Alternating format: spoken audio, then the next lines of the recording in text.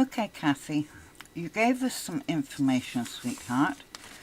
You told us you used tatami pattern 8, a 0.43 density, a 4mm stitch length, but you didn't tell us what tool you used.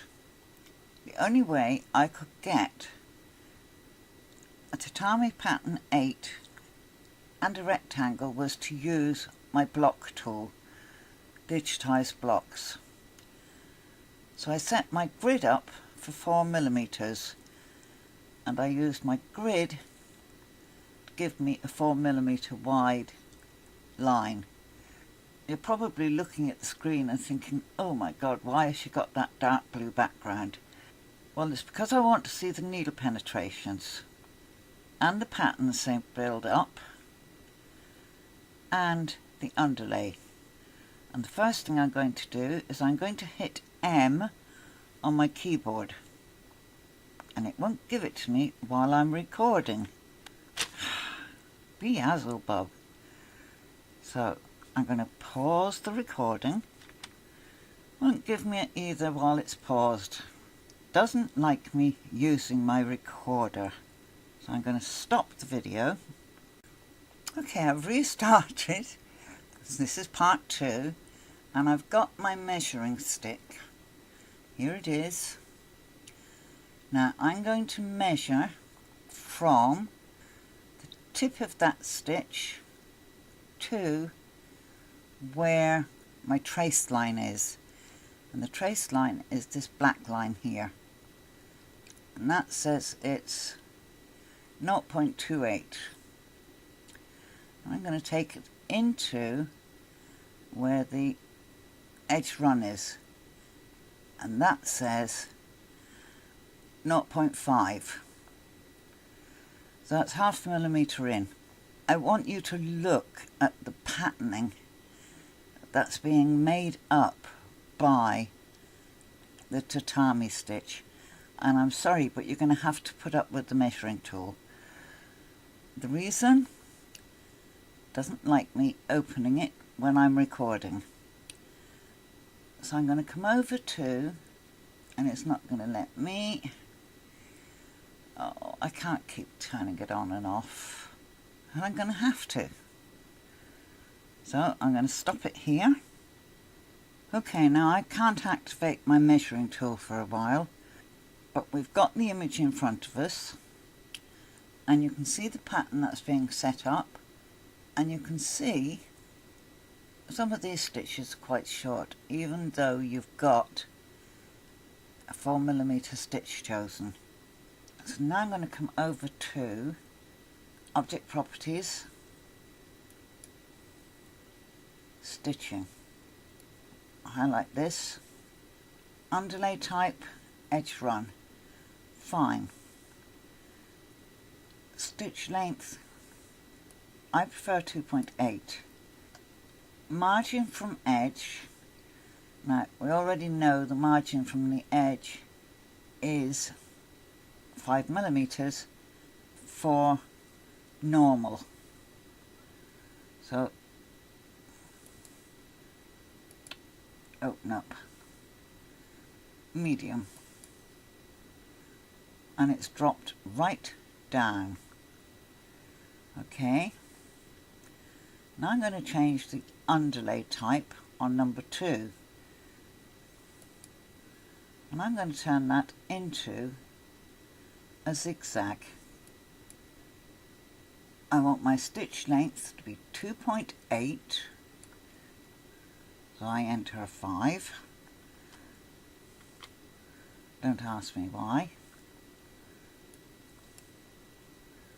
Mainly because I haven't got the right glasses on.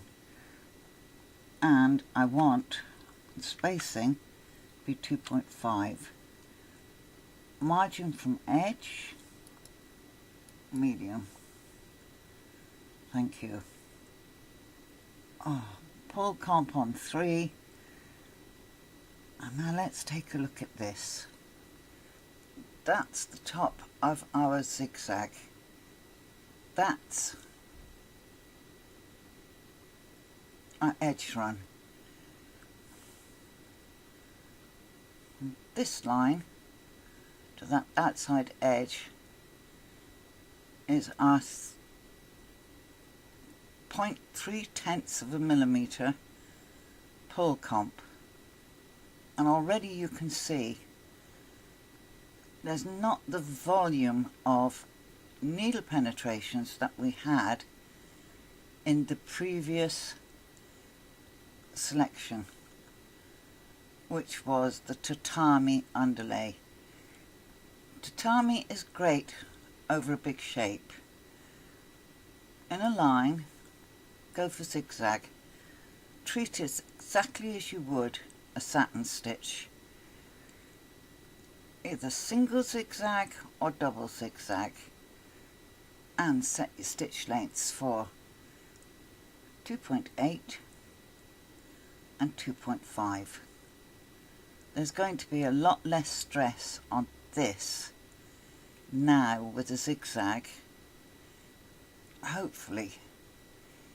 I say hopefully because there's no guarantee. So much depends on your stabilizer, your hooping, your stitch choice, and of course your needle size. But it's not an uncommon problem to see underlay outside of straight rows of stitching. Now, the other thing you asked, does it make a difference if you move your start and end points? Yes, it does. So we'll look at this and we'll go to reshape. There's your start point, and you can scarcely see it, but there's your end point.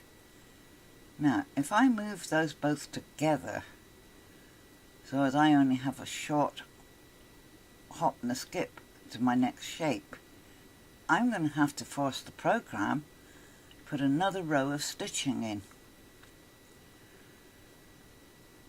So when you make your shapes, consider where you want to begin them,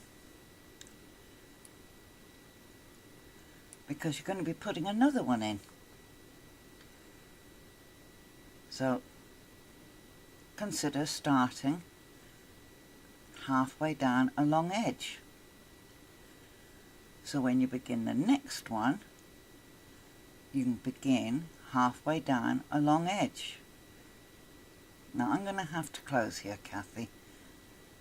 I've just about holding it together, flower, so I have to finish. But I hope this helps you. We'll just move that end point, just so as you can see what I'm yakketing on about. Or at least I could if I could find the sliders. Where's the slider for down here? There. And we'll move him, and we'll put him up here.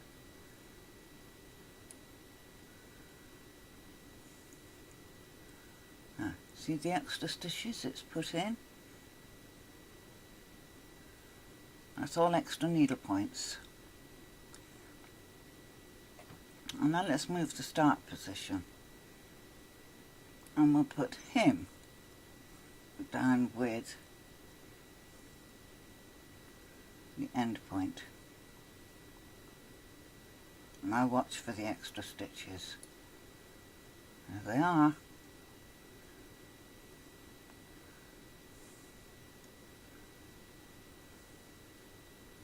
It's another line of stitching it's had to put in. So your answer, what effect does it have? It can tighten everything up. So consider where you're going to put your start points and your end points before you make your shape.